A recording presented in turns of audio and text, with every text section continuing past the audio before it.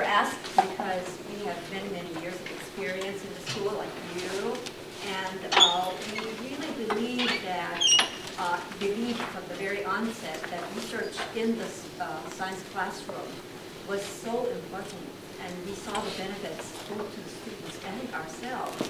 And because we were in the trenches, we think that we understand some of the problems and challenges that you face, and we hope that in some small way we can support you in your efforts. Barbara can tell you a little bit about the high school level then. Right, I'm just here to give some perspective from the high school level, and because Judy asked me, I couldn't say no. Both of us. But I'm so fortunate to have students coming from Edith and Washington, and Judy, and Kawana Nakoa. The students have that research experience. They're both very strong advocates of science fair, research project science fair, as I was. And so the students would come to me with a lot of enthusiasm, and I remember the year that they had so much enthusiasm, they wanted to form a club, which they did, and they fundraised. They got themselves jackets, and they called themselves the Drips. It was the Directed Research in Practical Science, and it just was a great opportunity. And we've known each other for many, many years, so that's why we're here. So, and we know that it's a lot of work for you. It is a lot of work. We know that we've been through it. Yeah. But we hope that we will be able to convey to you how important it is. And so we'll go right into this very quickly. Yeah, and I wanted to mention too that, in the K-12 continuum, I've always admired middle school teachers, and I think you've got the hardest job of all in terms of nurturing and educating students. That age group to me is very challenging, so thank you for all you do for that. So basically then what we're going to talk about is, again, to reiterate how important we feel science research is in the classroom, and that we think of science not only as a noun, content area, but really as a process of inquiry, learning, asking questions, and proposing solutions. So the benefits, of course, I don't have to tell you. I think you all know that, we think that it will stimulate creativity. We want this, the emphasis is on the student, not so much on the subject, although we know that the subject is important. We want to develop the science research in the classroom will encourage the student to develop critical thinking, logical thinking, and research skills. We also know that they will emulate what scientists do in solving problems. And we really feel developing character is a really important trait that we have seen and nurtured.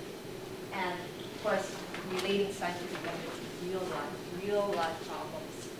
And at my level, doing a lot of applications, letters of reference to help students get into different colleges, they really have an edge when applying for scholarships in different colleges and universities if it says that they have worked independently with little supervision on a science fair project. The opportunities that open up to them are tremendous when they have actually on their record that they have worked on a science fair type project.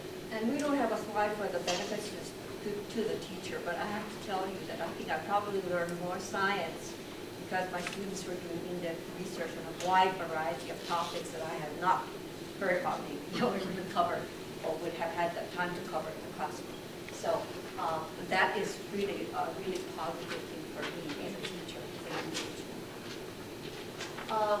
The how, I know that I've been out of the classroom for a while, but Judy tells me, some of the other teachers tell me that you've been all probably in service on Daggert's rigor and relevance and rigor framework, and that probably this is what you have been asked to use as a goal for curriculum development, for assessment, for instruction.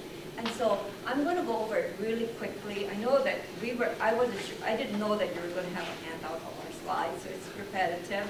But we'll do this really quickly so that we all are at the same, we're talking about the same thing. So, of course, you all know that it's two continuums. They're using Bloom's taxonomy, the 6 levels of thinking on the y-axis, and then, of course, the other Daggett's application model is increasing complexity on application, on action, putting knowledge to use. And this is basically what is being used as a model for teaching, I understand, right now. And it's things that we've had before, too. I wanted to have fun doing this slide. So you have to bear with me. This is, of course, going down to the lowest level. This is how we teach. Most of us were taught this way, content-based. And it's not to say it's not important, because, recall, knowledge, comprehension are all very, very important. But what Daggett's model is saying is that this is one content area in our own subject area. But we want to go into the next level, of course, quadrant B is still at a very low level, but actually going across disciplines, interdisciplinary. I think you've heard of guided inquiry, and probably this is guided inquiry, because the teacher is then guiding a student within her subject area or his subject area, and going beyond that into other disciplines, but actually getting the kids to solve problems. And now we're looking at higher level thinking skills of analysis, synthesis, evaluation. Now but this is still within the content area. And probably this is the kind of thing that you do too with your students.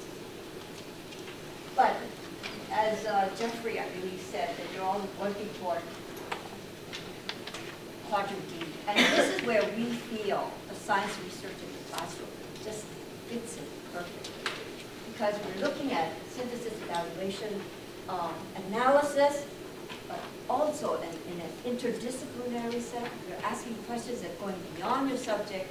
And I think how we can show it is, I think you all have I'm sure you all have a booklet. We put together this booklet that we hope that you will be able to use. Your students will be able to use. Because, and it's based on, the next slide.